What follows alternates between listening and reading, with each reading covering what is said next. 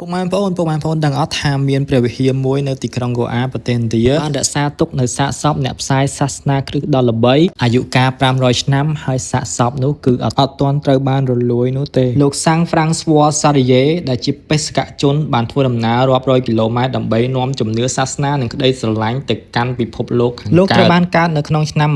1506នៅប្រទេសអេស្ប៉ាញកាលពីលោកនៅក្មេងលោកជាអ្នកប្រាជ្ញម្នាក់ដែលមានប្រជាប្រិយភាពនិងមានមហិច្ឆតាខ្ពស់ក្នុងការសិក្សានៅទីក្រុងប៉ារីសប៉ុន្តែជីវិតរបស់លោកបានផ្លាស់ប្ដូរទាំងស្រុងបន្ទាប់ពីលោកជួបលោកសាំងឌីញ៉ាស់ឌីឡូយ៉ូឡាហើយបន្ទាប់មកនៅក្នុងឆ្នាំ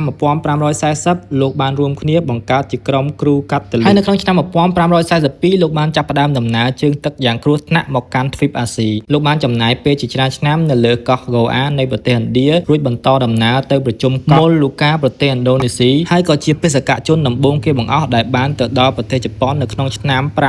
549លោកក៏បានរៀនភាសាតំបន់រស់យ៉ាងសាមញ្ញជាមួយនឹងអ្នកក្រីក្រនិងបានជ្រមុជទឹកឲ្យមនុស្សរាប់ម៉ឺននាក់ហើយនៅក្នុងឆ្នាំ